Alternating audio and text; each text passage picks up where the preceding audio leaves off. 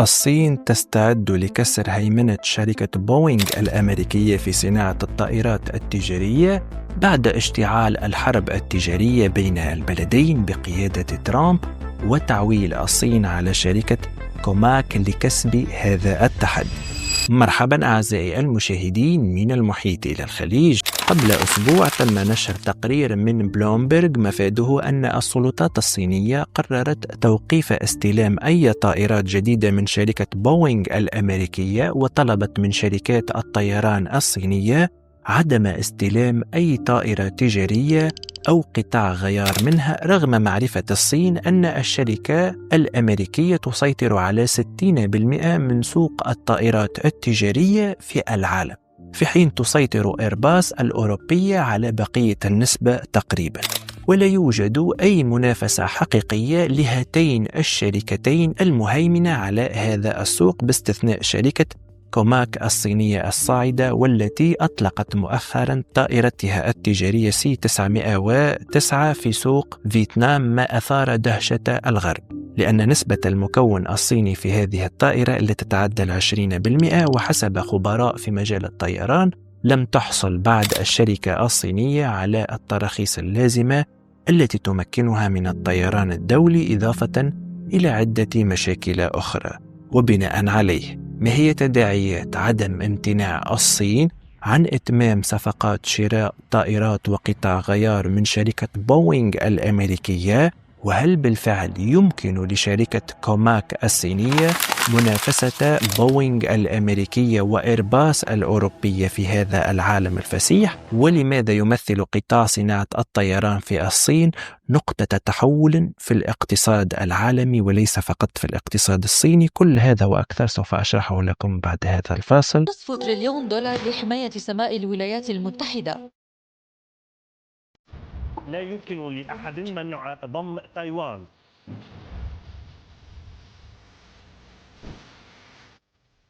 أود أن ألفت انتباهكم أعزائي المشاهدين إلى الضغط على زر الإعجاب حتى أعرف عددكم.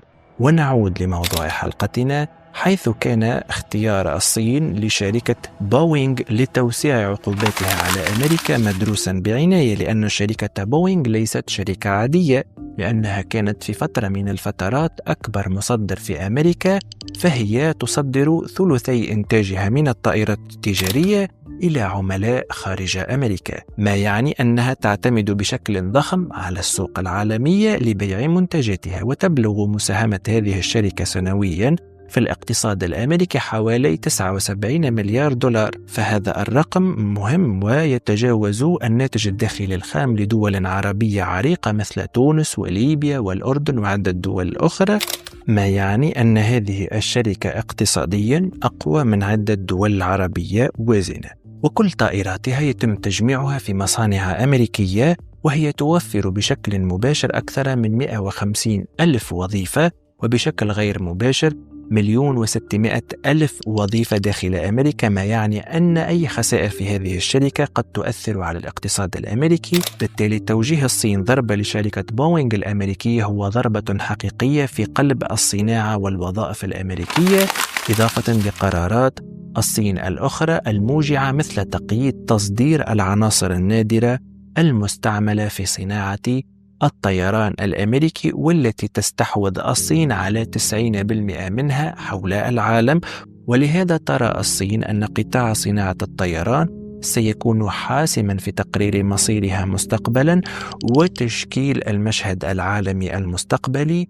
وفي ظل وجود 3 شركات تنافس شركتي بوينغ وإيرباص في سوق الطائرات التجارية، إلا أن تلك الشركات لا تحصل حتى على نسبة 3% من حصة السوق العالمية. فشركة بومباردي الكندية التي تركز على الطائرات الإقليمية وطائرات رجال الأعمال خرجت من المنافسة فعليا بعد أن باعت برنامج سي سيريس إلى إيرباص الذي أصبح فيما بعد طائرات A220، إلا أنها لا تزال لاعبا في السوق العالمي للطيران عموما. كذلك نجد شركة إمبراير البرازيلية المتخصصة في الطائرات الإقليمية، والتي لديها شراكة مع بوينغ لتطوير طائرات جديدة، ولكنها غير موجودة على الساحة العالمية، وهي تتشارك في هذه الصفة مع شركة سوخوي الروسية، والتي تنتج طائرات سوخوي سوبر جيت 100، وهي طائرة إقليمية تنافس في الأسواق الناشئة، وشركة ميتسوبيشي إير كرافت كوربوريشن اليابانية التي تطور طائرات سبيس جيت، وهي طائرات إقليمية تستهدف السوق الآسيوي. وبهذا تظل الشركات المنافسة لبوينغ وأرباص مجرد شركات إقليمية، ولم تتمكن من إثبات نفسها على الساحة الدولية. غير أن شركة كوماك الصينية التي تطور طائرات C-919 تخطط لكسر هيمنة بوينغ الأمريكية على هذا المجال، حيث تعد طائرات C-919 مصممة خصيصا لمنافسة طائرات بوينغ 737 وإيرباص A320. وبهذا تسعى الصين من خلال كوماك إلى تقليل الاعتماد أولا على الشركات الغربية، ولكن الأخبار التي تم نشرها هذا الأسبوع تشي بأن الصين حققت اختراقا تكنولوجيا ضخم، حيث أعلنت شركة الطائرات التجارية الصينية كوماك أن طائرتين صينيتي الصنع من طراز كوماك تحملان العلامة التجارية C-909 بدأت رحلات جوية في دولة الفيتنام يوم السبت الماضي. واستأجرت شركة تشينغ دو الجوية الصينية الطائرتين لشركة الطيران الاقتصادي الفيتنامي فيت جيت، ويمثل افتتاح هذا المسار انطلاق العملية التجارية لشركة كوماك في فيتنام. وهذا الخبر الرسمي يبدو متوافقا مع خطط شركة كوماك لزيادة إنتاج طراز C-919 إلى 50 طائرة سنويا في هذه السنة، مع استهداف الوصول إلى 150 طائرة سنويا بحلول 2028. واعتبارا من ديسمبر 2024 سلمت الشركة 14 طائرة فقط، رغم تلقيها أكثر من 1000 طلبية، معظمها من شركات الطيران الصينية الكبرى مثل إير تشاينا التي طلبت 100 طائرة، وتشاينا ساوذرن بواقع 105 طائرات، وتشاينا إيسترن ب105 طائرة. بالتالي الطلب المحلي الصيني شجع على اقتحام هذا المجال الحيوي الذي بقي حكرا على أمريكا وبعض الدول الأوروبية. وتبلغ تكلفة طائرة C-919 رسميا نحو 90 مليون دولار، ولكن هذا السعر تم ترفيعه فيه حسب شركة إيسترن إيرلاينز الصينية التي استلمت الطائرة بسعر يقدر ب99 مليون دولار أمريكي، دون الإفصاح هل حصلت على هذه الطائرة ذات مواصفات استثنائية أم لا. وفي كلتا الحالتين فإن سعر الطائرة الصينية أقل من منافستها، إذ تبلغ كلفة بناء طائرة إيرباص A320 نحو 111 مليون دولار، في مقابل 106 ملايين دولار لطائرة بوينغ 737 ماكس. وهذا الفرق في السعر ليس بقليل، فنحن نتكلم عن عدة ملايين من الدولارات في كل طائرة، وهو ما قد يعجل باندلاع أزمة في بوينغ الأمريكية التي تسيطر على أكثر من نصف سوق الطائرات التجارية في العالم، خاصة وأن هذا السوق متقلب نسبيا. ففي السنوات الأخيرة وبسبب اضطراب سلاسل التوريد الناجمة عن جائحة كوفيد ارتفعت أسعار الطائرات التجارية، وهي الآن على وشك الارتفاع أكثر مع تضرر بوينغ وإيرباص من حرب الرسوم الجمركية التي أشعلها الرئيس الأمريكي دونالد ترامب. وحسب وكالة الأنباء الفرنسية مقارنة بعام 2018 ارتفعت أسعار الطائرات التجارية بنحو 30%، وتواجه شركتا الطيران العملاقتان الأمريكية والأوروبية ارتفاعا في نفقات المواد الخام مثل التيتانيوم ومدخلات الإنتاج والطاقة، بالإضافة إلى ارتفاع رواتب العمال، وهو ما قد يعجل بابتلاع الشركة الصينية كوماك للسوق العالمي في العقود القادمة. مدفوعة بضخامة سوقها المحلي في المقام الأول. وتشير التقديرات إيرباص إلى أن الصين ستصبح أكبر سوق لخدمات الطيران بحلول 2043 متجاوزة قارة أمريكا الشمالية وأوروبا، مع توقعات بارتفاع قيمة السوق من 23 مليار دولار إلى 61 مليار دولار عام 2043. كما أظهرت بيانات إيتا أن الصين قد تتجاوز الولايات المتحدة كأكبر سوق للمسافرين بحلول 2030 مع معدل نمو سنوي للركاب يبلغ 5.7%، وهو أعلى من المتوسط العالمي البالغ 3.8%. ويرى الرئيس التنفيذي لشركة إيرباص جيوم فوري بأن دخول شركة كوماك الصينية إلى سوق صناعة الطائرات التجارية قد يؤدي إلى تحويل المنافسة من احتكار ثنائي أي بين إيرباص وبوينغ إلى احتكار ثلاثي محتمل، معتبرا خلال الإعلان عن النتائج المالية لشركته في فبراير أن كوماك يمكن أن تفكك هيمنة العملاقتين الأوروبية والأمريكية على تصنيع الطائرات، وهذا ما يعزز انفتاح إيرباص على الصين لتعويض شركة بوينغ الأمريكية في السوق الصيني العملاق.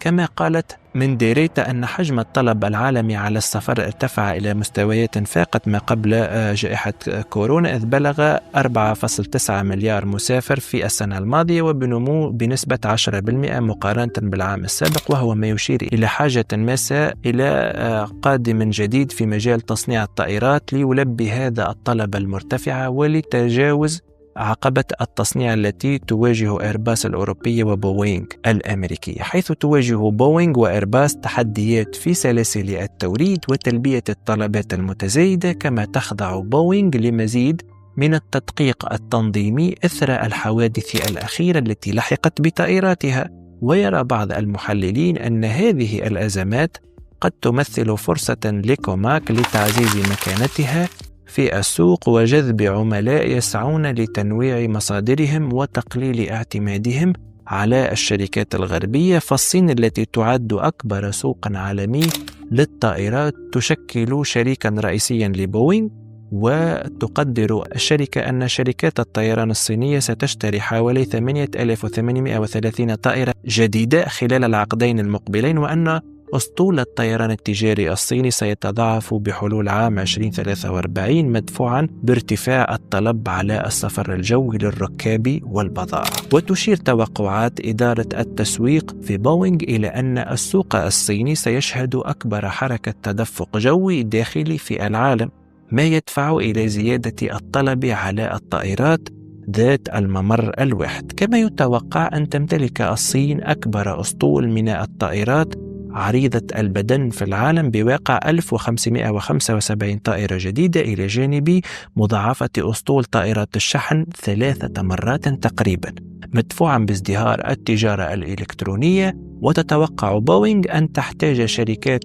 الطيران الصينية إلى خدمات بقيمة 780 مليار دولار لدعم الأسطول المتنامي، تشمل الصيانة، التحديثات والحلول الرقمية. كما سيتطلب القطاع توظيف وتدريب نحو 430 ألف شخص في مجالات الطيران والصيانة والخدمات الجوية وفقا لصحيفة الجارديان البريطانية. فتراجع أسهم بوينغ بنسبة 7% منذ بداية العام وسط مخاوف من تأثير الرسوم الجمركية سيدمرها في حال امتداد هذه العقوبات، خاصة وأن هذه الإجراءات قد تؤثر على سلاسل الإمداد وتصعب الحصول على الأجزاء من الموردين. كما عبر مستثمرون عن قلقهم من عدم استثمار الشركة بما يكفي في مجال الهندسة. وبعد القرار الصيني تراجعت الأسهم بنسبة 3% إضافية بنسبة احتمال فقدان السوق الصينية التي تمثل نحو 25% من الطلب المتوقع على طائرات بوينغ في العقدين المقبلين.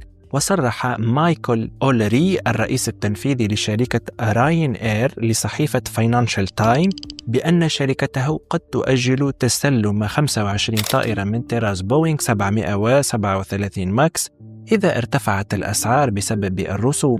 وأضاف أن الشركة لن تحتاج الطائرات قبل مارس آذار أو إبريل نيسان 2026، مفضلا الانتظار إلى حين وضوح الصورة. ولا تقتصر تداعيات القرار على الجانب الأمريكي فقط، إذ حذرت مجلة ايرو ويز ماج من احتمال تأثر أسطول بوينغ الصيني الذي يضم أكثر من 4200 طائرة في حال استمرار انقطاع قطاع غيار الأمريكي على الصين. ومن بين أبرز التحديات توقف تسليم 179 طائرة من بوينغ كانت مقررة حتى 2027، إضافة إلى ارتفاع تكاليف الصيانة بنسبة 40 إلى 60% نتيجة الرسوم الجمركية البالغة 125% التي فرضتها الصين مؤخرا على السلع الأمريكية. اعتماد مؤقت على مخزون قطاع غيار يكفي فقط من 3 إلى 6 أشهر هو خطير، ويحذر مراقبون من سيناريو شبيه بأزمة الطيران في روسيا عام 2022، حيث أدى نقص قطاع الغيار إلى تعطل 60% من الطائرات الغربية التي تعمل في روسيا خلال عامين. كما قد تؤثر هذه التوترات على خطط الصين لتوسيع إنتاج طائراتها المدنية C-919 من خلال شركة كوماك، والتي تعتمد بشكل أساسي على محركات وأنظمة تشغيل أمريكية، إذ تخطط الصين لإنتاج 50 طائرة سنويا من هذا الطراز بنهاية هذه السنة. وتفتتح القيود الصينية بابا واسعا أمام المنافسين الإقليميين والدوليين. فبحسب تايمز أوف إنديا يمكن للشركات الطيران الهندية مثل ايرو إنديا إكسبريس وأكاسا الاستفادة من الطائرات المخصصة سابقا للصين، لا سيما طرازات 737 ماكس و787 الأمريكية. ويذكر أن الهند واجهت صعوبة في الحصول على هذه الطائرات سابقا، ولكن إعادة توجيهها بعد القرار الصيني قد تساهم في تخفيف الأزمة. ومن الجدير بالذكر أن أكاسا توظف عددا من الطيارين يفوق حاجتها، مما يجعلها مستعدة لتسلم طائرات إضافية. أما شركة إيرباص الأوروبية فهي على الأرجح المستفيد الأكبر من هذا التحول. وفقا لصحيفة تشاينا ديلي تمتلك إيرباص حاليا نصف حصة السوق الصينية، وتدير مصنع تجميع في مدينة تيانجين منذ عام 2008، وقد سلمت حتى نهاية 2024 أكثر من 800 طائرة إلى الصين من طراز A320 و A330 و A350. وأكد جورج شو نائب الرئيس التنفيذي لإيرباص في الصين أن السوق الصيني هو الأكبر بالنسبة للشركة عالميا، وأن الطائرات الموجهة إلى الصين تمثل نحو 20% من إجمالي تسليمات الشركة السنوية. وبينما تشكل الخطوط الصينية ردا سياسيا واقتصاديا مباشرا، فإنها تفتح بابا أمام تداعيات مزدوجة. فبوينغ قد تخسر حصة ضخمة من السوق، بينما تواجه الصين تحديات في صيانة أسطولها وطموحاتها الصناعية المستقبلية. كما تحتاج شركة تصنيع الطائرات الصينية كوماك ل10 سنوات لدخول طائراتها التجارية كوماك طراز C-919 التي أطلقتها حديثا إلى سوق الطيران العالمي، وذلك للحصول على موافقات الجهات المنظمة للطيران في العالم، بحسب أنيتا منديريتا المستشارة الخاصة للأمين العام للأمم المتحدة للسياحة والطيران. رغم أن شركة بوينغ وإيرباص تحصل على هذه الموافقات في نصف المدة المقررة لشركة كوماك.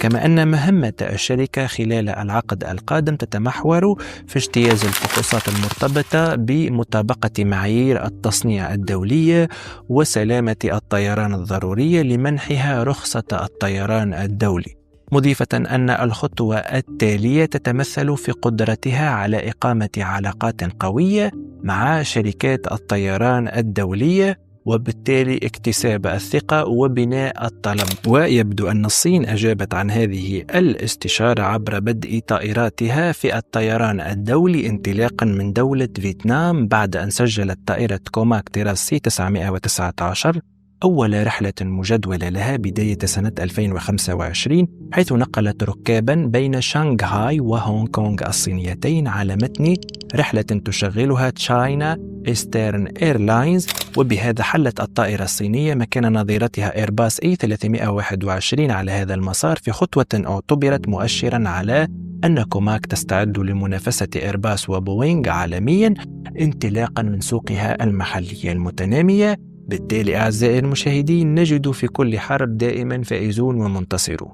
المنتصرون هنا هم ظاهرون للعيان، وهم شركة إيرباص الأوروبية التي ستحل محل شركة بوينغ، إضافة إلى شركة كوماك، والتي إذا نجحت في تصنيع قطاع غيار طائرات بوينغ داخل الصين وتلبية احتياجات السوق المحلي سوف تحقق قفزة نوعية. في المقابل سوف تعاني شركة بوينغ من أزمة خانقة مستقبلا نتيجة لانخفاض الطلب عليها، وهذا قد يدفع ترامب إلى الحد من التعريفات الجمركية أو تقليصها أو تأجيل تنفيذها في المستقبل.